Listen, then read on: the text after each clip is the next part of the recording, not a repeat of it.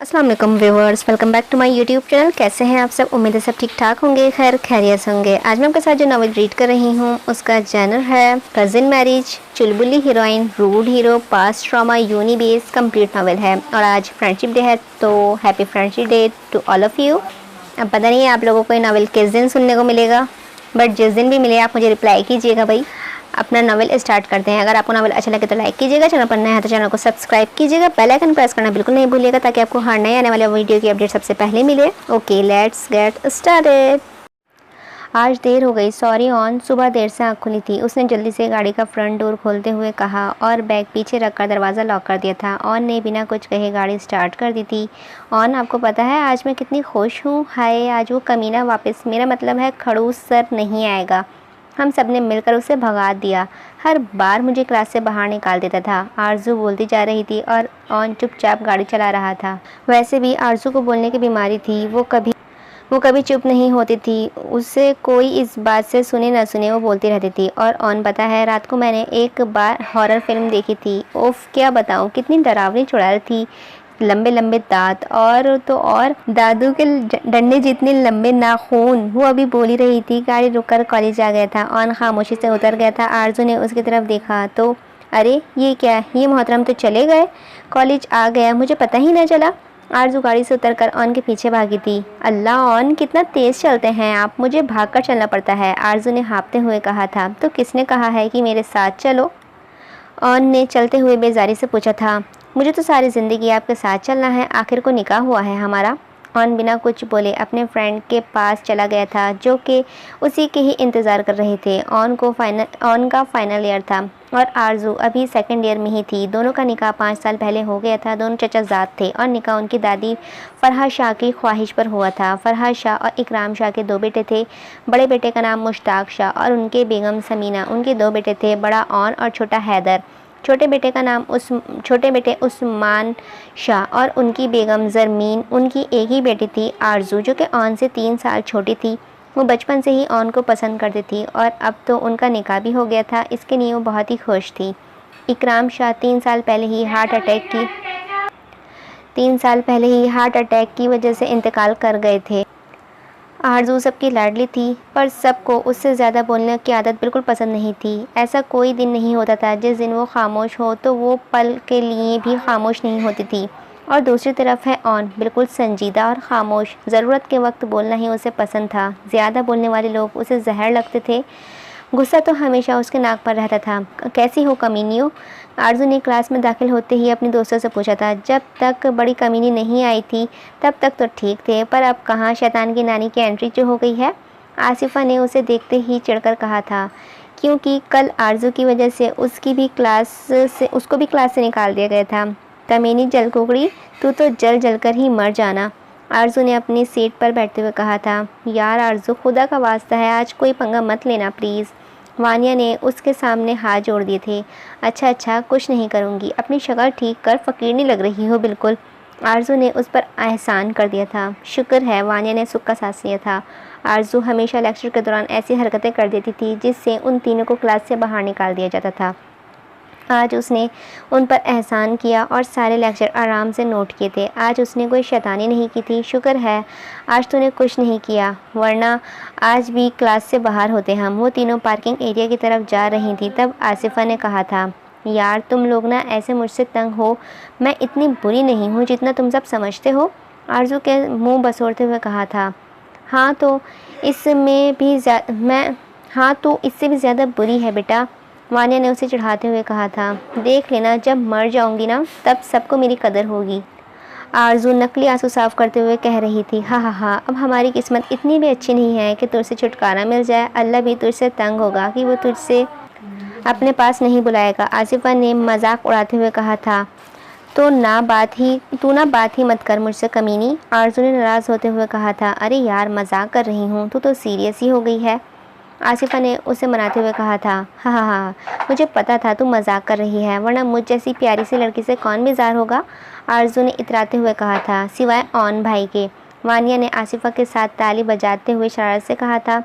तुम लोगों को किसने कहा है कि वो मुझसे बेजार हैं? गलत फहमी है तुम लोगों की, आरजू ने मुँह बनाकर कहा था। जाओ, वो देखो तुम्हारे शौहर साहब इंतज़ार कर रहे हैं, आसिफा ने उसे धक्का देते हुए कहा था और वो गिरते गिरते बची थी। आरजू तुम ऑन ने उसे देखकर गुस्से से कहा था, आपको ये दिखा कि मैं गिरने वाली थी, पर ये नहीं दिखा कि इस चुड़ैल ने मुझे धक्का दिया है। आरजू ने गाड़ी में बैठते हुए कहा था। ऑन चुप रहा। वो चुप होता था तब भी वो इतना बोलती थी, अब अगर बात करेगा तो पता नहीं वो कितना बोलेगी, इसीलिए चुप बैठना ही समझदारी है। वो चुप। ऑन, बड़े पापा ने आपको कहा था ना कि मुझे शॉपिंग कराने के लिए 1 हफ्ता हो गया है, आप मुझे नहीं लेकर गए हैं। आरजू ने उसे घूर कर कहा था। मैंने कहा था मैं बिज़ी हूँ, तुम हैदर के साथ चली जाओ, तुम नहीं गई। अब 1 हफ्ता और इंतज़ार करना है तो करो, क्योंकि मेरे तो टेस्ट चल रहे हैं। और ने भी नियाज़ी से कहा था, ठीक है, मैं इंतज़ार कर लूँगी। आरजू ने उदास होते हुए कहा था।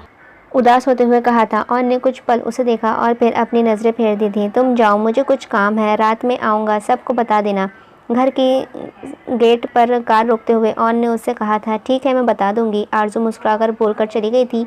वो ऐसे ही थी, कभी किसी से ज़्यादा देर तक नाराज़ नहीं होती थी। घर पहुंचकर उसने सबको ऑन का पैगाम दिया और अपने कमरे में चली गई थी। कुछ देर बाद उसे दादी का बुलावा आया तो उसने कमरे में चली गई। अस्सलाम वालेकुम दादी जान, आपने बुलाया? आरजू ने कमरे में दाखिल होते हुए कहा था। वालेकुम अस्सलाम, आओ इधर, मुझे तुमसे कुछ बात करनी है। दादी ने उसे अपने पास बुलाते हुए कहा था। आरजू, कल रात तुम क्यों रो रही थी? उन्होंने उसे देखते हुए कहा था। मैं कहाँ रोई थी दादू, आपको गलतफहमी हुई होगी, मैं भला रोती हूँ? आरजू ने मुस्कुराते हुए कहा था। आरजू, मैं तुम्हारे बाप की माँ हूँ, तुम मुझसे नहीं छुपा सकती। मैं कल रात आई थी तुम्हारे कमरे में, मैंने देखा था तुम रो रही थी। किसी ने कुछ कहा है क्या ऑन ने कुछ कहा है? दादू ने उसके सर पर हाथ फेरते हुए प्यार से पूछा था। वो दादू, मुझे अम्मी की याद आ रही थी। अगर इस दिन मैं मर गई होती तो आज अम्मी ज़िंदा होती और बाबा भी खुश होते। आरजू ने नज़रें नीचे करते हुए गमगीन लहजे में कहा था। मेरी जान, वो एक हादसा था, इसमें तुम्हारी कोई गलती नहीं थी। दादू ने उसे समझाते हुए कहा था। नहीं दादू, मेरी गलती थी। अम्मी ने मुझे मना किया था कि बाहर खेलने मत जाना, मैं फिर भी खेलने के लिए गई थी। बाबा ने रोका था, फिर पता नहीं कैसे एक तेज़ रफ्तार गाड़ी मेरी तरफ बढ़ती हुई आई। मुझे कुछ समझ ही नहीं आया, मुझे लगा मैं मर जाऊंगी। मैंने अपनी आंखें बंद कर दी, किसी ने मुझे धक्का दिया और मैं रोड पर गिर गई। और फिर जब मैंने अपनी आंखें खोली तो वहाँ गाड़ी नहीं थी दादू, वहाँ मेरी अम्मी खून में लथपथ पड़ी थी और बाबा को उनको उठा रहे थे। अम्मी ने मेरी जान बचाने के लिए अपनी जान दांव पर लगा दी और मैं बच गई। काश कि अम्मी मुझे ना बचाती, काश कि उनकी जगह मैं मर गई होती। उस दिन से बाबा मुझे उनकी मौत का ज़िम्मेदार समझते हैं। उस दिन मैंने सिर्फ अपनी माँ ही नहीं बल्कि बाप को भी खो दिया दादू। वो फूट फूट कर रो दी थी। दादी की आंखें भी नम हो गई थीं। उन्होंने उसे अपने साथ लगा लिया था। बस कर जा मेरी जान, क्यों अपनी बूढ़ी दादी को तकलीफ़ दे रही हो? दादी ने उसे चुप कराते हुए कहा था और वो उनसे अलग हुई और अपने आंसू साफ करते हुए बोली थी। मैं नहीं रोती दादू, आप परेशान न हो, मैं बहुत बहादुर हूँ, आप जानती तो है ना। दादू ने उसे प्यार किया था। खाना खाया तुमने? आरजू ने उसको गोद में सर रख दिए थे और दादू ने उसके बालों पर हाथ फेरते हुए पूछा था। नहीं, मुझे भूख नहीं थी, आरजू ने लाड से कहा था। ओ शिट दादू, मुझे तो असाइनमेंट कंप्लीट करना था, भूल गई। आरजू ने अपने सर पर हाथ मारते हुए कहा था और जल्दी से उठकर भागने लगी। आरजू बेटा, खाना खा लेना। उसे पीछे से दादू की आवाज़ आई थी। वो पीछे देखते हुए आगे जा रही थी। जी जी दादू, खा लूँगी, उसने पीछे देखते हुए कहा और जैसे ही मुड़ी वो किसी से टकरा गई थी।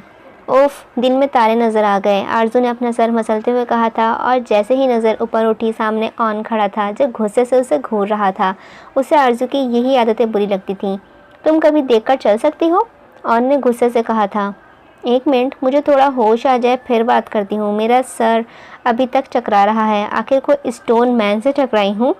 आरजू ने अपना सर दाएं बाएं घुमाकर कहा था। तुमसे तो बात करना ही बेकार है। इस बार ऑन ने बेजारी से कहा था। आप मुझसे बात ही कब करते हैं, हमेशा ही मैं बोलती रहती हूँ, आरजू ने नरोटेपन से कहा था। पता नहीं कहाँ फंस गया हूँ, ऑन ने उसे अपने सामने से हटाते हुए कहा था और चला गया। कभी सीधे मुँह बात ना करना, हमेशा हिटलर का अब्बा ही बना रहेगा, खड़ूस। आरजू ने मुंह बनाकर सोचा था और चली गई थी। आरजू कहाँ हो, मुझे शर्ट प्रेस करके दो, मेरे दोस्त की बर्थडे है और मुझे ये शर्ट पहन के जाना है।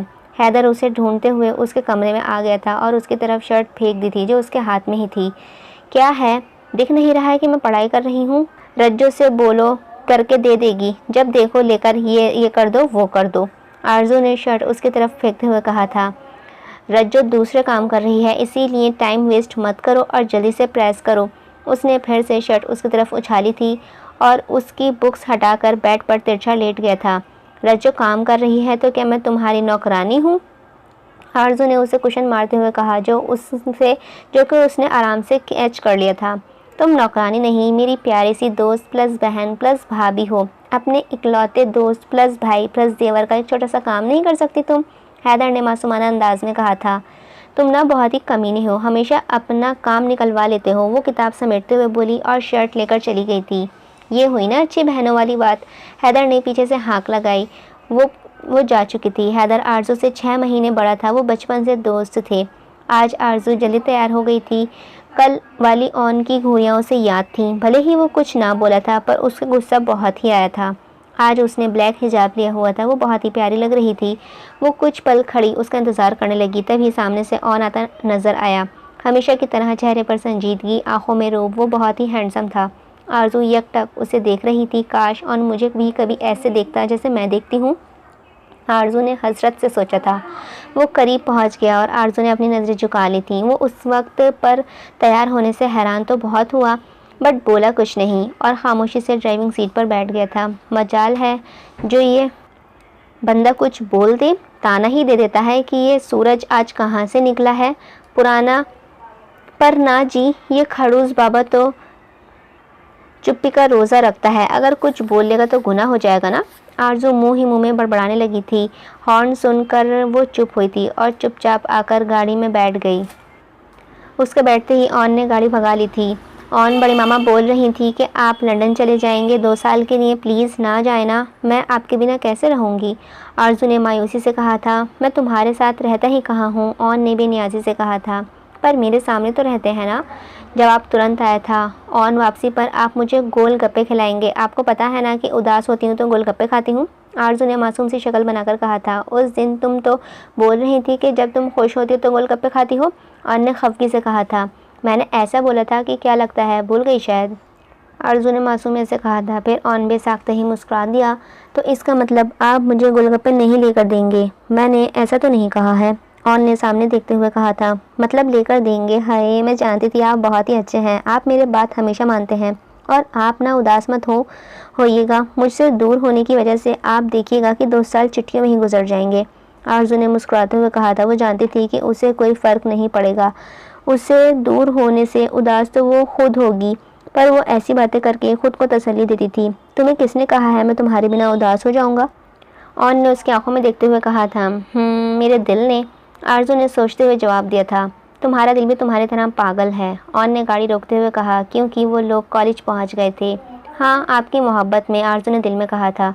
सोचा नहीं अच्छा बुरा देखना, सोचा कुछ भी नहीं, मांगा खुदा से रात दिन, तेरे सिवा कुछ भी नहीं। जो सोचता तुझे, देखा तुझे, चाहा तुझे, पूजा तुझे, मेरी खातिर मेरी वफा, तेरी खता कुछ भी नहीं। जिस पर हमारी आँख ने मोती बिछाए रखे, रात भर भेजा वही कागज़, उसे हमने कुछ लिखा भी नहीं। एक शाम के साए तले बैठे रहे वो देर तक, आंखों से की बातें बहुत, मुंह से कुछ कहा भी नहीं। एहसास की खुशबू कहाँ, आवाज़ के जुगनू कहाँ, खामोश यादों के सिवा घर में रहा कुछ भी नहीं। 2-4 दिन की बात है, दिल खाक में मिल जाएगा जब आग पर कागज़ रखा, बाकी बचा कुछ भी नहीं। क्या देख रही हो, गाड़ी से उतरना नहीं है क्या? ऑन ने उसे अपनी तरफ देखते हुए देखा तो उसके सामने चुटकी बजाते हुए कहा था, और वो एक प्यारी सी मुस्कुराहट के उसकी तरफ उछालकर चली गई थी। ऑन भी मुस्कुरा दिया। पागल, उसने सर झटकते हुए कहा था और गाड़ी लॉक करके अंदर चला गया था। ऑन, वो मुझे तुमसे एक बात करनी है, ऑन का दोस्त उसामा उसके पास आकर बोला था। वो जो नया लड़का आया है ना, उमैर, वो ना भाभी के बारे में बकवास कर रहा है। क्या मतलब, कैसी बकवास? ऑन ने करख्त लहजे में कहा था। वो अपने दोस्तों को बोल रहा था कि वो आरजू भाभी से मोहब्बत करता है और बहुत जल्द उन्हें प्रपोज़ करने वाला है। उसामा ने सारी बात उसे बताई थी। कहाँ है वो? ऑन के गुस्से से रगें तन गई थी, उसकी आंखों में खून उतर आया था। उसका बस नहीं चल रहा था कि उमैर का मुंह तोड़ दे। वो गुस्से से उमैर की तरफ गया जो कि कैंटीन में अपने दोस्तों के साथ बैठा था और यकीनन वो उस वक्त भी आरजू के बारे में ही बात कर रहा था। ऑन ने गुस्से से उसे कॉलर से पकड़कर खड़ा किया। तेरी इतनी हिम्मत जो तू आरजू के बारे में बकवास कर रहा है, आज के बाद अगर उसका नाम भी लिया तो जान ले लूँगा। ऑन ने गुस्से से एक एक लफ्ज़ चबा चबा कर कहा था। मैं कोई बकवास नहीं कर रहा इसके बारे में, बस उससे प्यार करता हूँ। तुम क्यों इतना हाइपर हो रहे हो? She is just your cousin. इतना पॉजेसिव होने की ज़रूरत नहीं है, उसने अपने कॉलर झड़ाते हुए कहा था। ऑन ने एक उसके मुंह पर लगाई और वो उसका पंच भी ना सह सका और लड़खड़ाकर नीचे गिर गया था। वो सिर्फ मेरी कज़िन नहीं, बीवी है, आरजू ऑन शाह, और मुझे बिल्कुल बर्दाश्त नहीं कि कोई मेरी बीवी के बारे में बात करे। आज पहली गलती समझकर छोड़ रहा हूँ, पर आइंदा अगर कभी उसका नाम लिया तो सीधा ऊपर पहुँचा दूँगा। ऑन ने उसका जबड़ा अपनी गिरफ्त में लेकर कहा था और कुर्सी को ठोकर मारता हुआ चला गया था। उमर के दोस्तों ने उसे उठाया, उसके मुंह से खून बह रहा था। यार, तुम लोग पहले नहीं बता सकते थे कि वो इस रेसलर की बीवी है। मैंने इसका नाम ख्वाब में भी ना लेना था। उमर ने अपने दोस्तों को गुस्से से कहा था। यार, हमें भी नहीं पता था, बस ये पता है कि दोनों कज़न्स हैं। चलो अब बकवास नहीं करो, मुझे हॉस्पिटल लेकर जाओ, कसम से बहुत दर्द हो रहा है। उसकी हालत देखकर बाकी सब हंसने लगे थे और उसके दोस्त उसे सहारा देकर ले गए। ऑन गुस्से में वहाँ से आरजू के पास आया। आरजू और वानिया और आसिफा के साथ बैठी बातें कर रही थी। उसे इस झगड़े का इल्म ही नहीं था। आरजू, चलो मेरे साथ, ऑन ने उसका हाथ पकड़कर ले जाते हुए कहा था। क्या हुआ ऑन, आप मुझे कहाँ लेकर जा रहे हैं? ऑन उसे तकरीबन घसीटते हुए कॉलेज से बाहर लाया था और अपनी गाड़ी के पास रुक गया था। ऑन, मेरा हाथ छोड़ें, दर्द हो रहा है मुझे। ऑन ने बहुत मजबूती से उसकी कलाई पकड़ रखी थी, जिसकी वजह से उसकी चूड़ियाँ टूटकर उसकी कलाई में चुभ गई थी और वहाँ से खून बह रहा था। ऑन ऐसा ही था, जब भी उसे गुस्सा आता था तो वो ऐसे ही बिहेव करता था। मैंने कहा था ना, इस उमर से बात मत करना, मेरी बात तुम्हें समझ नहीं आती? ऑन ने उसे अपने करीब करके कहा था।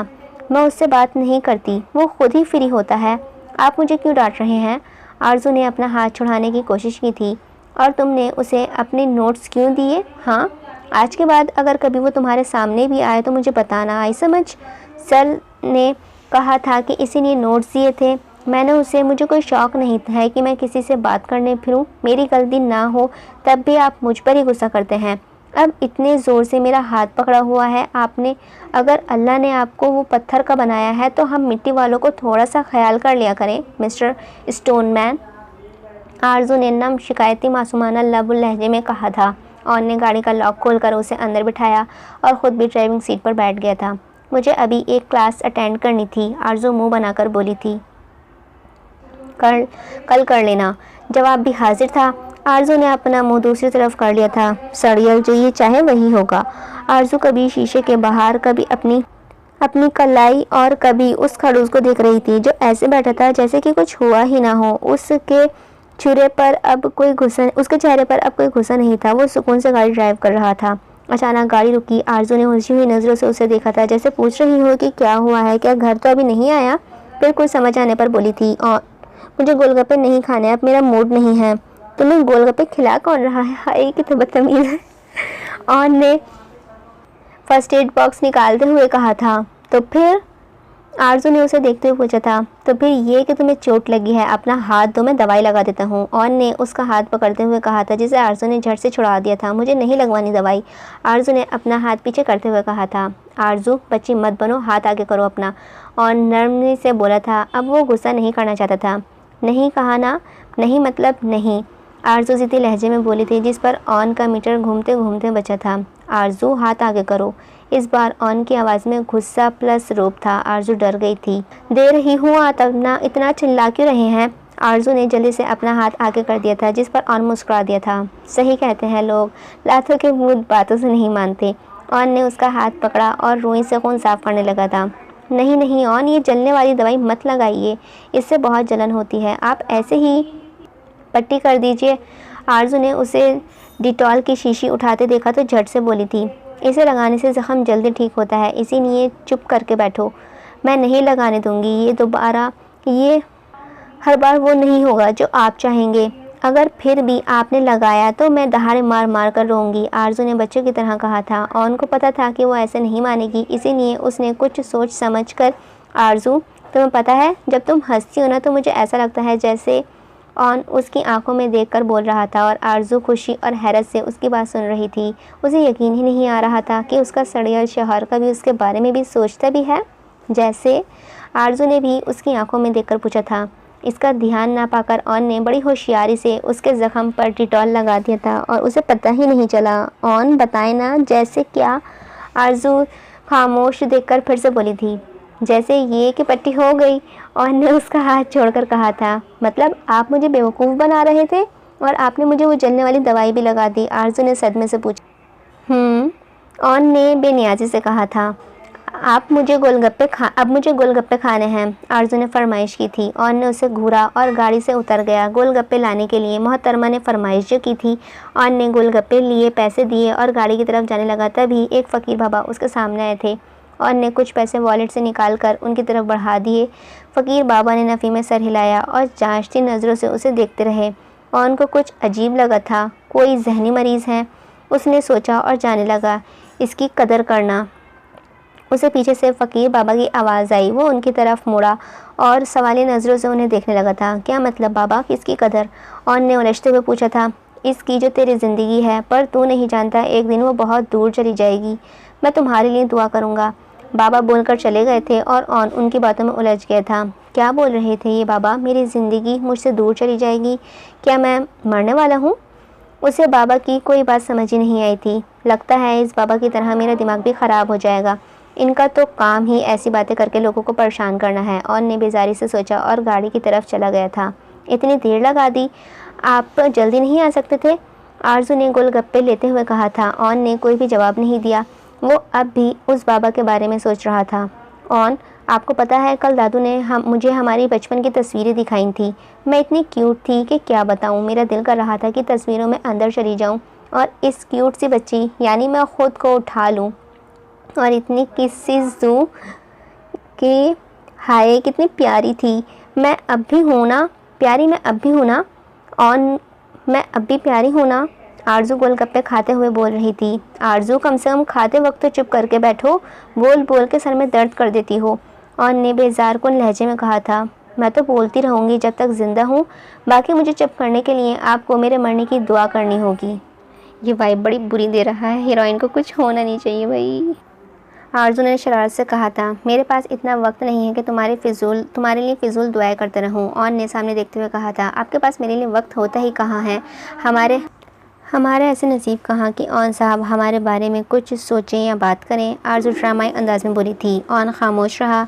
बाकी का सफ़र भी ऐसे ही गुजरा था। आरजू बोलती रही और वो खामोश। आरजू आरजू, ऑन चिल्ला रहा था और उससे दूर जा रही थी, हंसती हुई, बातें करती हुई, पर ऑन से दूर जा रही थी। ऑन उसके पीछे भाग रहा था और वो उससे दूर जाती जा रही थी। वो पागलों की तरह उसे पुकार रहा था और वो चिल्ला रहा था और वो देखते ही देखते आरजू पहाड़ के नीचे गिर गई थी। आरजू, ऑन ने चिल्लाकर उसका नाम पुकारा था और जल्दी से उठ गया था। उसने इधर उधर देखा तो वो अपने कमरे में सो रहा था। उसने ख्वाब देखा था, शायद बहुत ही डरावना ख्वाब। ऐसे ही ख्वाब उसे बहुत दिनों से आ रहे थे जिसमें आरजू उससे दूर जा रही थी। उसने साइड टेबल पर से जग और गिलास उठाया, पानी ग्लास में उंडेल कर जग वापस रखा था और एक ही घूंट में पानी पी गया था। सारा दिन मेरा सर खाती है बोल बोल कर और रात को ख्वाबों में परेशान करती है। पता नहीं किस जुर्म की सज़ा है ये। और ने गुस्से से सोचा था और फिर से सोने के लिए लेट गया, पर अब नींद कहाँ आनी थी। आज आरजू हैदर के साथ कॉलेज आई थी। ऑन सुबह ही कहीं चला गया था। हैदर, बंद करो इन्हें, कितनी बकवास गाने सुनते हो तुम। आरजू मुंह बनाकर बोली थी और हाथ बढ़ाकर टेप बंद कर दिया था। मुझे अच्छे लगते हैं और ज़्यादा बकवास नहीं करो, मेरा मूड बहुत ख़राब है, उठा के गाड़ी से नीचे पटक दूंगा।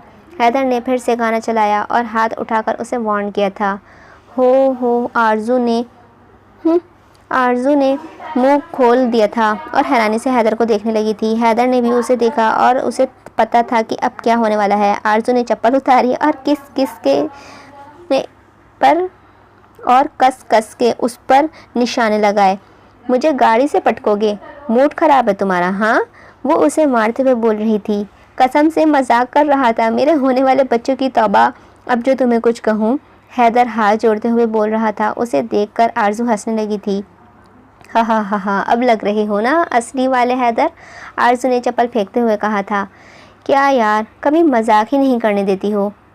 मेरा भी दिल चाहता है कि ऑन भाई की तरह सबको डरा के रखूं, उनकी तरह गुस्सा करूं, पर मैं जब भी ऐसा करता हूं मुझे तो जूतों का तोहफा मिलता है। हैदर मासूमाना अंदाज में बोल रहा था और आरजू हंस रही थी। तुम जो हो ना वैसे ही अच्छे हो, सबके लिए एक ऑन ही काफ़ी है। तुम हैदर हो और हैदर ऑन से अलग है। आरजू उसे समझाते हुए बोली थी, आरजू तुम्हें शर्म नहीं आती अपने से 6 महीने बड़े भाई को चप्पल मारते हुए। हैदर ने उसे शर्म दिलाते हुए कहा था, तुम्हें गलत फहमी हुई है, मैं तुमसे 6 महीने छोटी नहीं बड़ी हूँ। जी नहीं, मैं बड़ा हूँ। नहीं, मैं बड़ी हूँ, मुझे पता है। तुम्हें नहीं पता है, मुझे पता है, मेरी अम्मी ने बताया, और चच्ची तो है नहीं, इसलिए तुम्हें ठीक से नहीं पता है। हैदर बिना सोचे समझे बोला था। उसने अनजाने में ही आरजू का दिल दुखा दिया था। आरजू ने कोई जवाब नहीं दिया। हैदर ने गाड़ी रोकी। वो चुपचाप उतर गई। हैदर को हैरानी हुई कि हमेशा ख़ुद को सही साबित करने के लिए बहस करने वाली खामोशी से कैसे चली गई। चलो कॉलेज की कोई टेंशन होगी, पर यार बंदा बाय ही बोल देता है। हैदर मुंह ही मुंह में बड़बड़ाने लगा था और गाड़ी भगाकर ले गया था। वानी, क्या हुआ तुझे? तेरी तबीयत ठीक है ना? आरजू जब क्लास में पहुंची तो वानिया ने देखकर कहा था, वानिया को बुखार हो गया है। आरजू, मैं बोल रही हूँ इसे अपने भाई या पापा को कॉल करके बुला ले, पर मान ही नहीं रही है। आसिफा ने आरजू को बताया था। हाँ वानी, वजदान भाई या अंकल में से किसी को बुला लो ना, या फिर हम दोनों तुझे तेरे घर फेंक आएँ। आरजू, आज मुझ में इतनी हिम्मत नहीं है कि तुझसे लड़ सकूं। बाबा या भाई में से कोई को बुला तो लूं, बट भाई यूनिवर्सिटी गए होंगे, बाबा ऑफिस। अब मैं अपनी वजह से उन्हें कैसे परेशान करूं? वानिया परेशानी में बोली थी। पागल, और अगर तू बेहोश हो गई तो फिर तुझे उठाएगा कौन? ला सेल दे अपना, मैं अंकल को कॉल करती हूँ। आरजू ने उसका सेल उठाते हुए कहा था। आरजू, नहीं यार, पापा परेशान हो जाएंगे, मुझे एक छींक भी आए तो उन्हें बर्दाश्त नहीं। वानिया उसे रोक रही थी और उसके अल्फाज आरजू का दिल दुखा रहे थे। पर वानी, तुझे पता है मैं मर भी जाऊंगी ना तो पापा को फ़र्क नहीं पड़ेगा, आरजू ने दुख से सोचा था। आरजू ने अंकल से बात कर ली थी और वो आ रहे थे। वानी, तेरे पापा तुझसे कितनी मोहब्बत करते हैं ना, काश मेरे पापा भी मुझसे मोहब्बत करते, आरजू ने हसरत से कहा था। आरजू, ऐसा नहीं बोलते यार, तेरे पापा भी तुझसे बहुत प्यार करते हैं, बस जाहिर नहीं करते, वानिया उसे समझाते हुए बोली थी। हाँ, बहुत प्यार करते हैं, इसीलिए तो जहाँ मैं होती हूँ वहाँ से चले जाते हैं, आरजू ने दुखी लहजे में कहा था। तभी वानिया के पापा आए थे। क्या हुआ बच्चे, अगर बुखार था तो कॉलेज ना आती ना? चलो अब मैं तुम्हें डॉक्टर के पास ले चलूँ, ज़्यादा तकलीफ़ तो नहीं है ना? उन्होंने बहुत फ़िक्रमंदी से कहा था। उनके एक एक लफ्ज़ में अपनी बेटी के लिए मोहब्बत थी। ज़्यादा नहीं है पापा, बस हल्का सा बुखार है, आप परेशान ना हो, वानिया ने अपने पापा को तसल्ली दी थी। वो वानिया को लेकर चले गए थे। आरजू बस उन्हें देखती ही रही थी। वो जेलस नहीं हो रही थी, वो बस चाहती थी कि उसे भी उसके पापा का प्यार मिले। एक छोटी और मामूली सी ख्वाहिश थी उसकी। माँ तो अल्लाह ने छीन ली थी और बाबा खुद ही दूर हो गया था। उसकी भी क्या ज़िंदगी थी। वो जब भी चुप होती थी ये सोचती उसे अंदर से खोखला कर देती थी। इसीलिए उसने बेवजह बोलना शुरू किया, बात बात पर बहस करना, ज़िद करना, सबको तंग करना। इस सब में वो मसरूफ़ रहना चाहती थी ताकि वो अपनी तल्ख़ हकीकत को भूल कर, उसके लिए बहुत मुश्किल काम था अपने बाबा की बेरहमी सहना। और जब जब अपने बाप की ज़रूरत पड़ी उसके पास कोई नहीं था। दादी भले ही बहुत प्यार करती थी, पर माँ बाप का मर्तबा तो अलग है ना, उनके जैसी मोहब्बत कोई नहीं कर सकता। ताई और ताऊ के पास तो अपने बच्चों के लिए ही वक्त नहीं होता था, तो ताऊ हमेशा अपने बिज़नेस में बिज़ी रहते थे और ताई अपने NGOs में। वो बचपन से अपने बाप की मोहब्बत के लिए तरसती आई थी। उनकी आंखों में अपने लिए बेजारी नहीं, फ़िक्र देखना चाहती थी, पर उसकी ये ख्वाहिश कभी पूरी होगी या नहीं वो नहीं जानती थी। आरजू को लेने कोई नहीं आया था। उसने बहुत इंतज़ार किया, फिर खुद ही जाने लगी। वो ऑटो लेने के लिए रोड की साइड पर खड़ी थी, तभी एक बाइक उसके सामने आकर रुकी। आरजू पीछे हट गई। बाइक वाला हेलमेट पहने ही उसके सामने खड़ा हो गया था। आरजू ने अचंभे से उसे देखा और 2-3 कदम पीछे किए थे। वो उससे दूर हुई थी। वो भी 2-3 कदम आगे हुआ था। क्या है, क्या चाहिए आपको? आरजू ने अपनी तरफ बढ़ते हुए देखा तो जल्दी से बोली थी, मुझे तो हमेशा से आप ही चाहिए हो। उसने बड़ी उदासी से कहा था। क्या बकवास कर रहे हैं आप, अपनी हद में रहिए, समझें, वरना आपके जैसे बदमाश को समझाना आता है। आरजू ने उंगली उठाकर ख़ास गुस्से से कहा था। हाय, एक तो आप हमें आप बोलकर मगरूर कर रही हैं, कसम से बड़ा अच्छा लग रहा है। आरजू कुछ नहीं बोली और वहाँ से जाने लगी थी। इससे पहले कि वो आरजू का हाथ पकड़ता, किसी ने उसका हाथ पकड़कर मरोड़ दिया था। उसके मुंह से एक दिलखराश चीख निकली। आरजू ने बेइख्तियारी पीछे मुड़कर देखा तो उस बाइक वाले का हाथ मरोड़े खड़ा था। वो लड़का चिल्ला रहा था। आरजू का हाथ पकड़ने की हिम्मत कैसे हुई तूने? हाँ बोल कमीने, हिम्मत कैसे की तूने? हाँ बोल कमीने।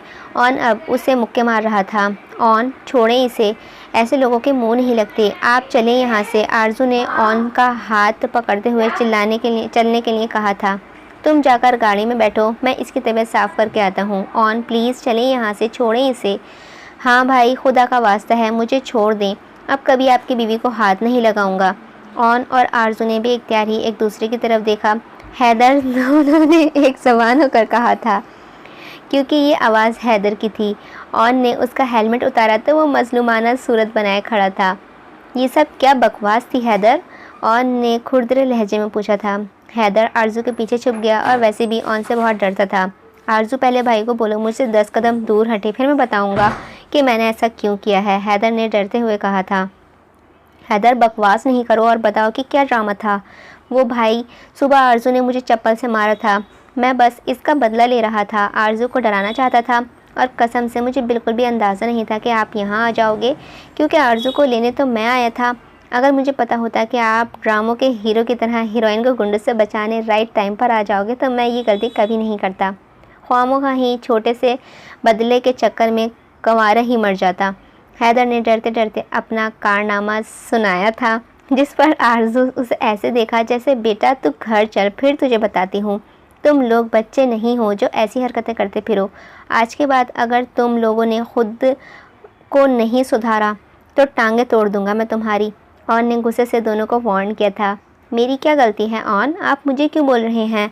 आरजू ने मुंह बसोरते हुए कहा था, और अब इसकी तोपों का रुख आरजू की तरफ था। और तुम्हें कितनी बार कहा है कुछ भी हो जाए अकेली मत आना, तुम्हें मेरी बात समझ नहीं आती? और ये मोबाइल तुम्हें सिर्फ नॉवेल्स पढ़ने के लिए नहीं दिया है, इससे और भी काम होते हैं। अगर अब भी इसी कभी भी ऐसी सूरत हाल आ जाए तो इसमें सब नंबर सेफ हैं, सिर्फ कॉल करने की जहमत कर लेना। ऑन ने आरजू को भी क्लास ले ली थी। आरजू ने जल्दी से इस बात में सर हिलाया था। वो दोनों गर्दन झुकाए खड़े थे। चलो अब इतनी मासूम शक्ल बनाने की ज़रूरत नहीं है, जानता हूँ कितने मासूम हो तुम दोनों। और वो दोनों चलकर गाड़ी में बैठ गए थे। तुम क्यों गाड़ी में बैठ रहे हो, अपनी बाइक में आओ। आरजू ने उसे गाड़ी का दरवाज़ा खोलते हुए देखा तो कहा था, तुम्हें हाथ लगाने के जुर्म में तुम्हारे खड़ूस शौहर ने मेरा हाथ लगभग तोड़ ही दिया है, मैं बाइक नहीं चला सकता। हैदर दबे दबे गुस्से से बोला था, तुम्हारे अपने ही कर्म हैं, खुद को ही शौक चढ़ा था बदला लेने का, भुगतो। आरजू ने मुंह बना के कहा था और गाड़ी में बैठ गई थी। हैदर भी मुंह में कुछ बड़बड़ाता हुआ बैठ गया था। ऑन भी ड्राइविंग सीट में बैठ गया था। ऑन, एक बात कहूँ, आप गाड़ी में बैठने का अंदाज़ बदल नहीं सकते, हमेशा खड़ूस शक्ल बनाए ही खामोशी से बैठ जाते हैं। ऐसा लगता है जैसे ऑन शायद ड्राइविंग करने के लिए ही बना है। आरजू को उसकी खामोशी से गुस्सा आता था। वो बस या तो डांटने के लिए बोलता था या फिर कोई काम हो तब। भला बंदे को ऐसे भी नहीं होना चाहिए कि लोग उसे खामोश आत्मा समझें, क्योंकि ऑन शाह के घर में आरजू रहती है जो कि इतना बोलती है कि किसी और को बोलने का सवाल ही नहीं होता है। ऑन ने तंजिया लहजे में कहा था, ऑन, ये मोहल्ले की खालाओं की तरह ताने मत दिया करें, जो भी कहना हो घर के अब्बा की तरह साफ साफ कहें। आरजू ने अपनी ही मिसाल दी थी, मुझे तुमसे कुछ कहना ही नहीं है, और अगर हो सके तो जब तक घर पहुँचें अपना ये रावलपिंडी एक्सप्रेस की तरह चलता हुआ मुंह बंद रखना। ऑन ने चिढ़कर कहा था, मेरे बोलने से आपको इतनी तकलीफ़ होती है ऑन? हाँ, अब क्या लिख कर दूँ? ऑन ने बेजारी से कहा था। एक दिन ऐसी चुप हो जाऊंगी ना कि आप बोलोगे तब भी नहीं बोलूँगी, फिर मेरी आवाज़ सुनने के लिए तरसेंगे। आरजू ने दुख से कहा था, पता नहीं वो दिन कब आएगा। ऑन ने बेज़नियाज़ी से कहा था। आरजू ने बस उसे घूर कर देखा था और हैदर की तरफ मतवज्जा हुई थी। हैदर, वैसे पहले तुमने दूसरी आवाज़ में बात कैसे की थी, मैं तो पहचान ही नहीं पाई थी। आरजू ने ऑन की बात को सीरियस ना लेते हुए हैदर से पूछा था। बस टैलेंट है अपना अपना, हैदर मसनूई कॉलर झाड़ते हुए बोला था। मैं तुम्हें फिर से बोलकर दिखाता हूँ। हाँ बोलो बोलो, वैसे क्या डायलॉग मारा था तुमने? मुझे तो हमेशा से आप ही चाहिए हो। हाय काश तुम्हारा भाई भी कभी मुझसे ऐसे कहता। आरजू ने शरारत से कहा था, बकवास बंद करो दोनों अपनी, अगर अब कुछ बोला ना तो दोनों को गाड़ी से नीचे फेंक दूंगा। ऑन ने गुस्से से कहा था, हमेशा फेंकते ही रहिएगा। आरजू ने मुंह में बड़बड़ाया था जो कि किसी ने नहीं सुना था। कुछ देर सब खामोश रहे। आरजू भी चुप हो गई थी। घर पहुंचने के बाद हैदर और ऑन अपने अपने कमरे में चले गए थे। आरजू को प्यास लगी थी तो वो किचन में चली गई। आरजू बाजी, ये चाय आप अपने पापा को दे आएंगी? वो मैं खाना बना रही हूँ ना, तो मैं ले जाती। मैं कैसे? आरजू को पता था कि वो उसके हाथ से कुछ नहीं खाते, पर उसने कई दिनों से इस घर में रहते हुए भी अपने बाप को नहीं देखा था। इसने उनकी याद आ रही थी। माँ की याद आती थी तो वो उनकी तस्वीर से बातें करके रोती थी, पर बाप तो ज़िंदा था ना। उसने सोचा, फिर चाय लेकर उनके कमरे की तरफ चली गई थी। उसे डर तो लग रहा था कि पता नहीं कैसा रिएक्ट करेंगे, फिर भी वो उन्हें देख तो लेगी। उसने दरवाज़ा नॉक किया। आ जाओ। अंदर से उसके बाप की आवाज़ आई थी। लाइक ये बाप बाप वर्ड क्यों लिख रखा है बार बार। आरजू ने दरवाज़ा खोला तो वो कुछ लिख रहे थे। उनकी पीठ दरवाजे की तरफ थी, इसीलिए उन्होंने आरजू को नहीं देखा था। बाबा चाय, आरजू ने कांपते हुए लहजे में कहा। वो जल्दी से अपनी जगह से उठकर आरजू को देखकर ठिठक गई थी, क्योंकि वो कभी भी उनके कमरे में नहीं आती थी। तुम यहाँ क्या कर रही हो, जाओ यहाँ से, उन्होंने गुस्से और नफरत से कहा था। आरजू ने चाय टेबल पर रखी और बोली थी, मैं आपके लिए चाय लेकर आई थी बाबा। जहर डालकर लाई हो, मुझे भी मारना चाहती हो जैसे अपनी माँ को मारा था। आरजू को लगा वो सांस नहीं ले पाएगी। उसकी आंखों से आंसू छलक पड़े थे। बाबा, मैंने नहीं मारा था अम्मी को, मैंने नहीं मारा था, वो रोते हुए बोल रही थी। उसकी आवाज़ों में बहुत दर्द था। वो ज़्यादा कुछ नहीं बोल पा रही थी। वो वहाँ से भाग गई और अपने कमरे में आकर दरवाज़ा बंद कर दिया था। इसे मेरी आंखों से दूर करें भाई साहब, ये लड़की कातिल है मेरी बीवी की। आरज़ू को ये बात याद आई जब उसकी माँ को मरे हुए 2 दिन हुए थे और उसके अपने पापा के पास गई थी तो उन्होंने उसे किस तरह से डांटा था। बाबा बोल रहे थे ये लड़की कातिल है। मैं कौन थी? क्या मैं सिर्फ अपनी माँ की बेटी थी? वो मेरे कुछ नहीं लगते थे। अगर उस दिन अम्मी की जगह वो होते तो क्या वो मुझे नहीं बचाते? अम्मी क्यों छोड़कर चली गई हैं आप मुझे? एक आप ही तो थी जो मुझसे मोहब्बत करती थी। अम्मी बाबा बहुत ही बुरे हैं, मुझे उनके साथ नहीं रहना, मुझे अपने पास बुला लें। अगर बुला लेना अम्मी। अगर उन्हें नहीं अपनी बीवी खोई थी तो मैंने भी अपनी माँ नहीं खोई थी। उनको अपना दुख नज़र आ रहा है, नहीं मेरा नहीं दिख रहा। अम्मी, अगर माएँ आप जैसी होती हैं जो औलाद के लिए मौत को गले लगा लेती हैं तो फिर बाप ऐसे क्यों नहीं होते? क्या सारे बाप ऐसे ही होते हैं? अम्मी, अब मुझसे बर्दाश्त नहीं होता, आप बहुत हो गया है आप। अम्मी, मैं बहुत टूट चुकी हूँ, यहाँ कोई मेरा नहीं है, मुझे अपने पास बुलवा लेना अम्मी। आरज़ू ज़ारो कतार रोते हुए अपनी माँ को फ़ोटो से बातें कर रही थी। माँ नहीं थी, फिर भी उसकी तस्वीर से बातें करके उसका दिल हल्का हो जाता था। वो ऐसे ही अपनी माँ की तस्वीरों से बातें करती थी, क्योंकि उनके सिवा कोई भी उसकी बातें नहीं सुनता था। वो जिससे भी बात करती थी वो उसे झड़क देता था। उसे ऐसा लगता था कि उसको कोई नहीं है। वो एक अनचाही लड़की है जिससे सब बेजार हैं। ऑन की बातों से उसे बहुत दुख होता था, पर वो किसी को नहीं बताती थी। वो देखना चाहती थी कि वो उससे कितना बेजार है, और आज के बाद शायद वो ऐसे ही नहीं हो पाएगी जैसी वो रोज़ होती थी, क्योंकि आज उसके बाबा के लफ्ज़ों ने उसे तोड़ दिया था। अब बस उसे अपनी माँ के पास जाना था। सुबह सब उठ गए थे और एक साथ बैठकर नाश्ता कर रहे थे। आज संडे था। संडे वाले दिन सब एक साथ ही नाश्ता, लंच और डिनर करते थे। आरज़ू कहाँ है? अभी तक नहीं उठी क्या रज्जो? जाओ उसे बुला कर लाओ। दादू ने आरज़ू को मौजूद ना पाकर रज्जो को उसे बुलाने के लिए भेजा था। वो हर रोज़ जल्दी उठ जाती थी और संडे वाले दिन तो वो सबसे पहले ही जाग जाती थी। रज्जो जब आरज़ू के कमरे में गई तो दरवाज़ा लॉक्ड था। उसने बहुत खटखटाया पर अंदर से जवाब नहीं आ रहा था। आरज़ू बाजी, सब आपको बुला रहे हैं नाश्ते के लिए, दरवाज़ा खोलें। पर दूसरी तरफ से कोई जवाब ही नहीं था। रज्जो परेशान हो गई क्योंकि आरज़ू की नींद बहुत ही कच्ची थी। थोड़े से शोर से वो जाग जाती थी। रज्जो वापस डाइनिंग टेबल पर आई थी। क्या हुआ, आरज़ू को नहीं उठाया तुमने? उसे देखते ही दादू ने पूछा था। वो बड़ी बीबी आरज़ू बाजी दरवाज़ा नहीं खोल रही हैं। क्या मतलब दरवाज़ा नहीं खोल रही? ऑन जल्दी से अपनी जगह से उठा और आरज़ू के कमरे की तरफ गया था। बाकी सब परेशान हो गए थे सिवाय उस्मान के। वो उठकर चले गए। बाकी सब ऑन के पीछे गए थे। आरज़ू, दरवाज़ा खोलो आरज़ू। ऑन ने दरवाज़ा खटखटाते हुए कहा था। 2 बार 3 बार, पर कोई जवाब नहीं आया था। भाई, मुझे लगता है दरवाज़ा तोड़ना पड़ेगा, हैदर ने परेशानी से कहा था। ऑन ने इस्बात में सर हिलाया। फिर दोनों ने मिलकर दरवाजे को धक्के लगाए। 2-3 धक्कों में ही दरवाज़ा खुल गया। ऑन जल्दी से अंदर भागा। आरज़ू ज़मीन पर बेहोश पड़ी हुई थी। उसके हाथों में उसकी माँ की तस्वीर थी। वो बेहोशी थी। उसका चेहरा बिल्कुल सुर्ख हो गया था। आरज़ू, क्या हुआ है? आंखें खोलो आरज़ू, प्लीज़ कुछ तो बोलो। ऑन उसके सर अपनी गोद में रखे हुए उसे उठाने की कोशिश की। उसके हालात बहुत ख़राब हो रही थी। उसका दिल बैठा जा रहा था। इस बार उसे अपना ख्वाब याद आ रहा था। उसे बार बार अपना ख्वाब याद आ रहा था जिसमें आरज़ू से छोड़कर जा रही थी। उसे लगा कि अगर आरज़ू को कुछ हुआ तो वो सांस ही नहीं ले पाएगा। भाई मैं गाड़ी निकालता हूँ, हमें जल्द से जल्द हॉस्पिटल लेकर जाना चाहिए। हैदर ये कुछ बोल क्यों नहीं रही है? दादू इसे कहो ना, उठ जाए, ऐसे क्यों सो रही है? ऑन पागलों की तरह चिल्ला रहा था। वो बार बार आरज़ू को उठाने की कोशिश कर रहा था पर वो चुप थी, खामोश, जैसे वो चाहता था। या अल्लाह मेरी बच्ची पर रहम कर मेरे मौला। बड़ी माँ दादू को संभाल के खड़ी थी क्योंकि उनकी हालत भी ख़राब हो गई थी आरज़ू को इस हालत में देखकर। हैदर ने गाड़ी निकाल दी थी। ऑन ने आरज़ू को अपने बाजू में उठाया और जल्दी से गाड़ी की तरफ आया। ऑन की हालत ऐसी नहीं थी कि वो ड्राइविंग कर पाता। हैदर ने ड्राइविंग सीट संभाली।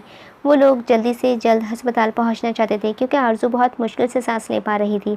हैदर ने बहुत रैश ड्राइविंग करते हुए आधे घंटे का फासला 15 मिनट में तय किया। वो लोग हॉस्पिटल पहुंच गए थे। आरज़ू को आईसीयू में डाला गया था सीरियसली। उसे बहुत तेज़ बुखार था जो उसके दिमाग में चढ़ गया था। अगर थोड़ी देर हो जाती तो वो लोग आरज़ू को हमेशा के लिए ही खो देते। ऑन और हैदर को कॉरिडोर पर खड़े हुए थे। भाई कुछ नहीं होगा इसे, आप फिक्र ना करें। हैदर ने ऑन को तसल्ली दी थी जो कि बिल्कुल खामोश खड़ा था। आरज़ू तुम चुप क्यों नहीं होती? आरज़ू तुम मेरे किस जुर्म की सज़ा हो? वो दिन कब आएगा जिस दिन तुम खामोश हो जाओगी? एक दिन ऐसे चुप हो जाऊंगी ना कि आप मेरी आवाज़ सुनने के लिए भी तड़पोगे। देख लेना, पता नहीं वो दिन कब आएगा। ऑन को अपनी आवाज़ आ रही थी। उसने कभी आरज़ू की कदर ही नहीं की थी। इसकी कदर करना जो तुम्हारी ज़िंदगी है, वरना वो तुमसे बहुत दूर चली जाएगी। उसे आज उस बाबा की बात का मतलब समझ आया था। वाकई आरज़ू उसकी ज़िंदगी थी। वो एक पल भी उसके बगैर नहीं रह सकता था, पर उसने अपनी आरज़ू को की कदर नहीं की थी। ऑन की आंखों में आंसू थे। वो आरज़ू के लिए रो रहा था। भाई आप रो रहे हैं?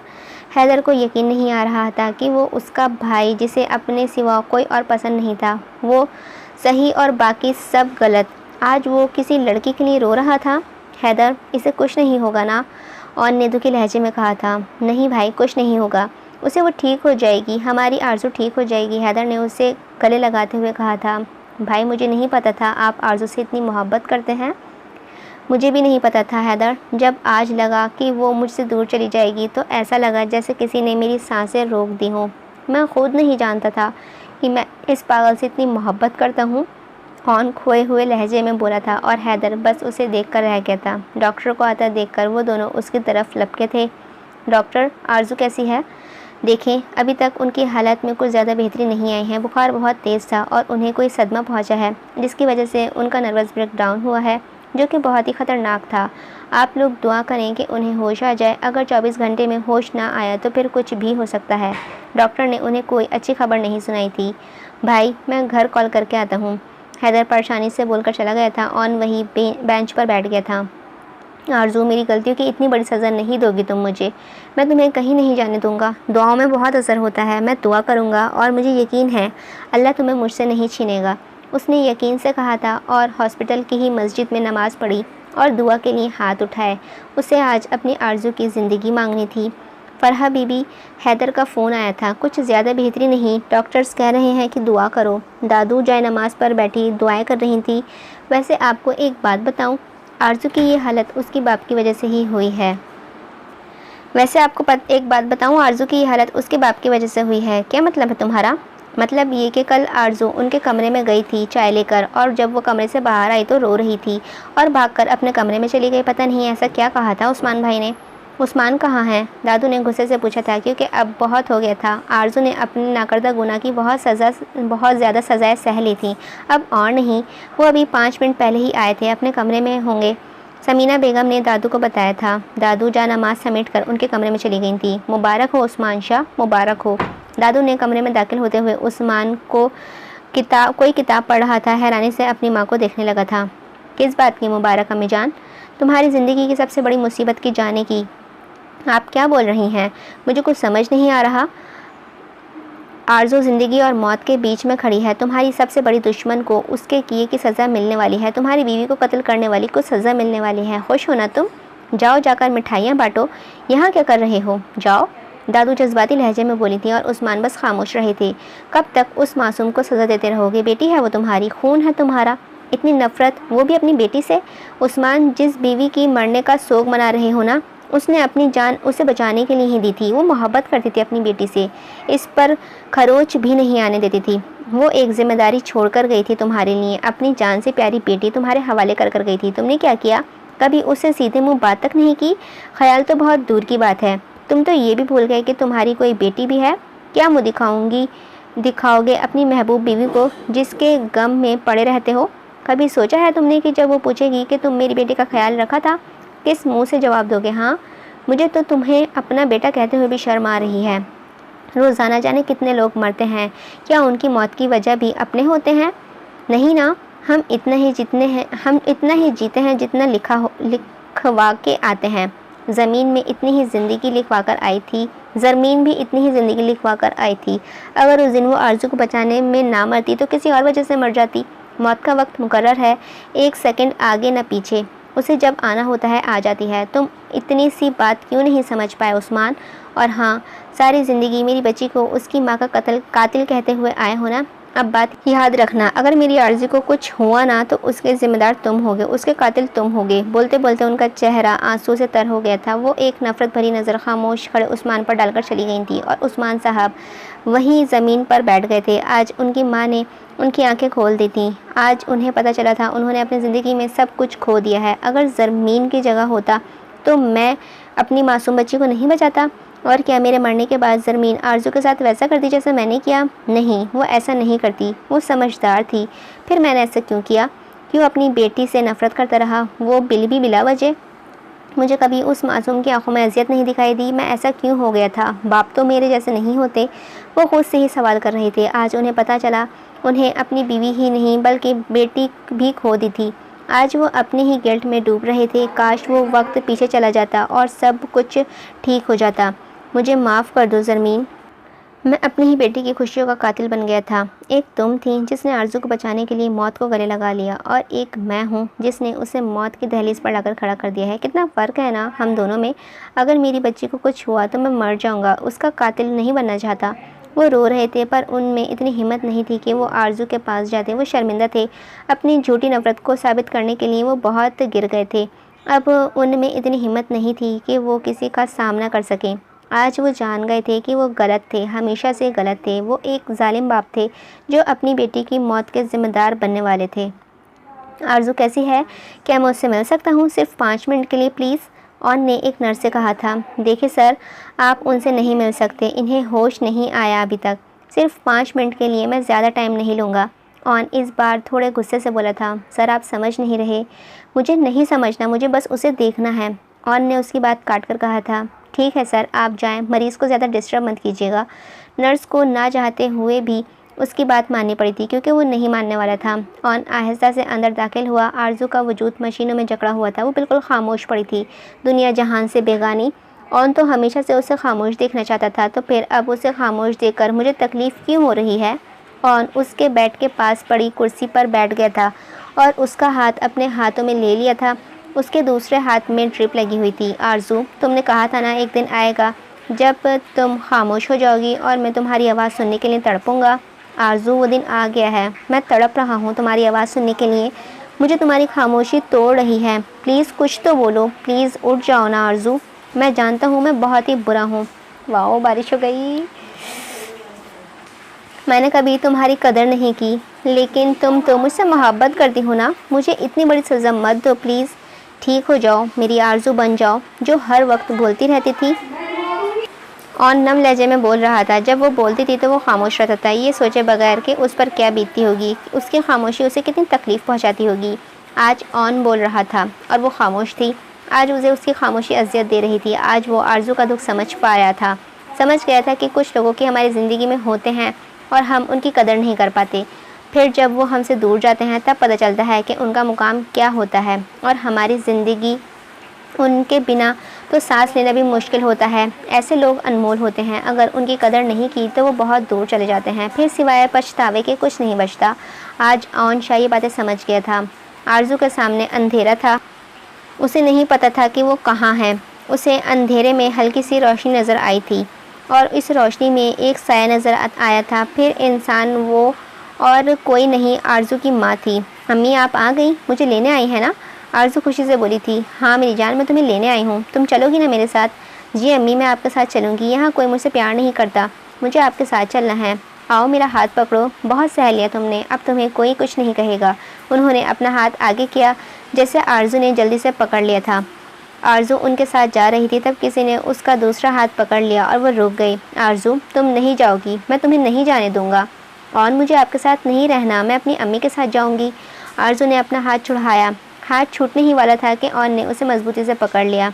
मैंने कहा था ना तुम नहीं जाओगी, और वैसे भी हमेशा वही होता है जो मैं चाहता हूँ, ऑन ने ज़िद्दी लहजे में कहा था। आरजू ने अपनी माँ की तरफ देखा तो वहाँ कोई नहीं था। अम्मी, अम्मी कहाँ गई आप? आरजू ने बुला रही थी पर वो नहीं थी और फिर उसे अंधेरा छाने लगा था। आरजू, क्या हुआ? नर्स, डॉक्टर को बुलाओ जल्दी, ऑन ने हड़बड़ाते हुए कहा था। आरजू गहरे गहरे सांस ले रही थी। नर्स जल्दी से डॉक्टर को ले आई थी। आप बाहर जाएं प्लीज़, डॉक्टर ने ऑन को जाने के लिए कहा था और वो मुर्दा कदमों से बाहर निकलकर उसकी जान आरजू में अटकी हुई थी। हैदर बाहर ही खड़ा था। मुश्ताक साहब भी उनके हमराह थे। ऑन भी एक कोने में खड़ा हो गया था। कुछ देर बाद डॉक्टर बाहर आया। हैदर और मुश्ताक साहब जल्दी से उनकी तरफ गए। ऑन अपनी जगह में साकत खड़ा था। डॉक्टर साहब, आरजू कैसी है? She is fine now. उनकी तबीयत अब पहले से बेहतर है। बहुत जल्द उन्हें होश आ जाएगा। 1-2 दिन में आप लोग उसे घर ले जा सकते हैं। डॉक्टर ने उन्हें खुशखबरी सुनाई थी। उन्होंने भी इख्तियार ही खुदा का शुक्र अदा किया था। ऑन को लगा किसी ने उसको जीने की वजह दे दी हो। वो जल्दी से मस्जिद गया शुक्राने के नवाफिल पढ़ने के लिए। अल्लाह ने उसकी आरजू लौटा दी थी। वो जितना शुक्र करता कम था। मुश्ताक साहब ने घर कॉल करके बता दिया था कि उन लोगों ने भी अल्लाह का शुक्र अदा किया। आरजू को होश आ गया था। दादू और बाकी सब उसके पास ही थे। उस्मान साहब भी आए थे। अब वो मस्जिद अपनी बेटी को दुख नहीं देना चाहते थे और बाकी सब लोग इससे मिलकर चले गए थे। उस्मान साहब, आपकी साइड पर बारिशें कैसी हो रही हैं? आज तो माशाल्लाह हमारे यहाँ तो बहुत ही ज़बरदस्त बारिश हो रही है। आप लोगों को शायद पीछे आवाज़ आ भी रही होगी। उस्मान साहब कमरे में दाखिल हुए तो वो सो रही थी। वो आहिस्ता से उसके पास आए और उसे देखने लगे। वो तो उनकी लाडली बेटी थी। उन्होंने कई बार ज़रमीन को उसकी वजह से डांटा था। तुमने इसे ये क्यों खिलाया? ये ऐसे कपड़े क्यों पहनाए? वो हर छोटी छोटी बात पर ज़रमीन को डांटते थे और फिर जब वो उनकी ज़िंदगी से चली गई तो उन्हें पता चला कि वो उनके लिए क्या थी। वो उनके साथ भी इंसाफ नहीं कर पाए थे। उन्होंने आरजू के साथ भी वही किया जो आज जब उन्हें लगा वो भी उन्हें छोड़कर चली जाएगी और फिर पछताने के अलावा कुछ नहीं बचेगा। इस बार उन्हें अपनी गलती का एहसास वक्त रहते हो गया था। उन्होंने झुककर आरजू की पेशानी चूम ली और उसका सर पर हाथ फेरने लगे थे। आरजू ने किसी एहसास के तहत आंखें खोली तो उसके बाबा उसके पास थे। उनकी आंखों में आंसू थे और वो मोहब्बत से उसकी तरफ देख रहे थे। आरजू को लगा वो कोई ख्वाब देख रही है। आरजू बेटा, तबीयत कैसी है अब? उन्होंने प्यार से पूछा था। बाबा, आप सच में यहाँ हैं? आरजू ने हैरान कुन लहजे में पूछा था। उससे भी ये लग रहा था कि वो कोई ख्वाब देख रही है। आरजू बेटा, अपने बाबा को माफ़ कर दो। मैंने तुम्हारे साथ बहुत ही गलत किया है। कभी तुम्हें उस एक बाप का प्यार नहीं दे सका था। उन्होंने नदामत से कहा था। बाबा, आप ऐसा क्यों बोल रहे हैं? मैं कौन होती हूँ आपको माफ़ करने वाली? मुझे अपने बाबा की माफ़ी नहीं, उनकी मोहब्बत चाहिए, जिसके लिए मैं बचपन से तड़पती रही हूँ। आरजू ने नम लहजे में कहा था। बहुत दुख दिए हैं ना मैंने तुम्हें? बहुत बुरा बाप हूँ मैं? नहीं बाबा, आप बहुत अच्छे हैं बाबा हैं। आरजू के बाबा कभी बुरे नहीं हो सकते। आरजू ने रोते हुए कहा था। बस अब और नहीं रोना तुमने, जितना रोना था रो लिया। अब तुम्हारा बाप तुम्हारी आंखों में कभी आंसू नहीं आने देगा। उस्मान साहब ने उसके आंसू पोंछते हुए मोहब्बत से कहा था। तुम आराम करो, मैं चलता हूँ। उन्होंने उठते हुए कहा था। बाबा, आप फिर से पहले जैसे नहीं हो जाएंगे ना? आरजू ने डरते हुए पूछा था।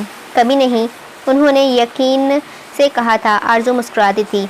सब उसे देखने आए थे पर वो जिसे देखना चाहती थी वो पता नहीं कहाँ था। अब तो बाबा भी आ गए। ऑन, आप कहाँ हैं? आरजू ने दिल में सोचा था। थोड़ी देर बाद ऑन आया। आरजू ने उसे देखते मुस्कुराई थी। कैसी हो? ऑन ने आते ही पूछा था। ठीक हूँ। ऑन, आपको पता है? आरजू बोल रही थी कि ऑन ने लंबी सांस ली और मुस्कुराया था। क्या हुआ, आप मुस्कुरा क्यों रहे हैं? आरजू, तुम्हें पता है 2 दिन से मेरे कान तरस गए थे ये अल्फाज सुनने के लिए। मुझे लगा मैंने तुम्हें खो दिया है। आरजू, कभी अपने ऑन को छोड़कर मत जाना वरना मैं मर जाऊंगा। ऑन ने जज्बात से पुर लहजे में कहा था। क्या ये सच में ऑन है? आरजू को यकीन नहीं आ रहा था। पहले बाबा, फिर ऑन, जिनकी मोहब्बत के लिए वो सारी ज़िंदगी तड़पती आई थी, वो उसे ऐसे मिल जाएंगे। उसने कभी सोचा नहीं था। बेशक अल्लाह अपने बंदों के साथ कभी नाइंसाफ़ी नहीं करता। उसने सब्र किया था और अल्लाह ने उसके सब्र का फल दिया था। उसने अल्लाह का शुक्र अदा किया था। क्या हुआ आरजू, चुप क्यों हो गई? प्लीज़ कुछ बोलो, मुझे तुम्हारी खामोशी बर्दाश्त नहीं हो रही। आरजू तो हैरानी के समंदर में गोते लगा रही थी। ऑन, आप ठीक तो है ना? आप मुझे खुद बोलने के लिए कह रहे हैं? मुझे यकीन नहीं आ रहा, आरजू ने शाकी अंदाज में कहा था। हाँ, मैं ही हूँ, और मैं ही तुम्हें बोलने के लिए बोल रहा हूँ, क्योंकि तुम्हारी खामोशी मुझे सांस नहीं लेने देती। बस बस ऑन, कहीं मैं हैरानी से ही न मर जाऊँ। आरजू, बकवास नहीं, कितनी बार कहा है फिजूल बातें मत किया करो। पर अभी तो आप बोल रहे थे कि बातें करो, और आपको तो पता ही है कि मेरी बातें फिजूल होती हैं।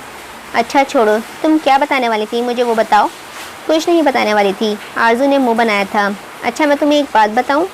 आप मुझे कोई बात बताएंगे? उफ, कहीं सच्ची में तो मैं ख्वाब में नहीं देख रही। तेरी कदर जानी तेरे जाने के बाद, पर अल्लाह का शुक्र है कि उसने तुम्हें मुझे वापस कर दिया। तेरी कदर जानी, दैट्स अ नॉवेल नेम। अल्लाह का शुक्र है कि उसने तुम्हें मुझे वापस कर दिया है। अगर तुम्हें कुछ हो जाता तो मैं ज़िंदा नहीं रह पाता। तुम्हें पता है, मुझे तो तुमसे इतनी मोहब्बत है कि जैसे सीप को बारिश की बूंदों से, कि जैसे चाँद को सूरज की किरणों से, कि जैसे तितलियों को फूल की रंग लुभाते हैं, कि जैसे जुगनू को रात आंचल में सजाती है, कि जैसे मौज साहिल के लिए पल पल तरसती है, कि जैसे फूल की खुशबू हवा के दिल में बसती है, कि जैसे खुश्क सहर अब्रा को दिल से बुलाता है, कि जैसे भटका राही मंजिलों की ओर जाता है, कि जैसे रात की रानी को रातें शाद करती हैं, कि जैसे शबनमी बोसों को कलियां याद करती हैं, कि जैसे ख्वाब और आंखों का रिश्ता है अटल ऐसे, कि जैसे झील की बाहों में खिलते हों कवल ऐसे, कि जैसे कि अल्फाज लिखे हैं मोहब्बत की किताबों में, कि जितने रंग होते हैं बहारों में गुलाबों में, कि नीले आसमान पर जिस कदर रोशन सितारे हैं, कि जितने इस ज़मीन पर चाहतों के आस्तारे हैं, कि जैसे मौत के बिस्तर पे कुछ पल सांस की चाहत, कि जैसे लम्से ईसा से मिले बीमार को राहत, कि जैसे गम के मारों से हो गम ख्वार का रिश्ता, कि जैसे धूप के राही से शायद दीवार का रिश्ता, कि जैसे बांसुरी की लय पे सांसें गीत बुनती हैं, कि जैसे वस्ले रुत में धड़कने संगीत बुनती हैं, कि जैसे बुलबुले फूलों की रुत में गुनगुनाती हैं, कि जैसे चौदवी के चांद को लहरें बुलाती हैं। सभी कुछ कह दिया, पर फिर भी दिल है, दिल में अनकही बाकी रही इजहार के लफ्ज़ों की यूं ही तिश्नगी बाकी। मोहब्बत के समंदर के किनारे हो नहीं सकते, मेरे जज्बों के काबिल इस्तिआरे हो नहीं सकते। सच्ची, आरजू ने ज़ोर से कहा था। मुच्ची, ऑन ने भी उसी के अंदाज में कहा। फिर दोनों मुस्कुरा दिए। ज़िंदगी में कुछ हादसे ज़िंदगी को खूबसूरत बना देते हैं। आरजू की ज़िंदगी से भी सब कुछ ख़त्म हुआ, सब तो ख़त्म हो गए थे। उसने सब्र किया था, और अल्लाह को सब्र करने वाले बहुत पसंद हैं। बेशक आगे का सफ़र बहुत खूबसूरत था। ख़त्म शुद। नावल नेम है तेरे जाने के बाद, बाय हायाशा। उम्मीद है आप सभी को पसंद आया होगा। अगर पसंद आया तो लाइक कीजिएगा, चैनल पर नए हैं तो चैनल को सब्सक्राइब कीजिएगा। मैं एक कंप्लीट लॉन्ग नावल स्टार्ट करने वाली हूँ, लाइक कंप्लीट नहीं, एपिसोडिक होगा। उम्मीद है आप सबको पसंद भी आएगा, इसीलिए प्लीज़ उस सीरीज़ के साथ जुड़े रहिएगा। मिलते हैं किसी और नावल के साथ, जब तक अपना ध्यान रखिएगा, मुझे अपनी दुआ में याद रखिएगा। अल्लाह हाफिज़। मैं तो चली बारिश एंजॉय करने।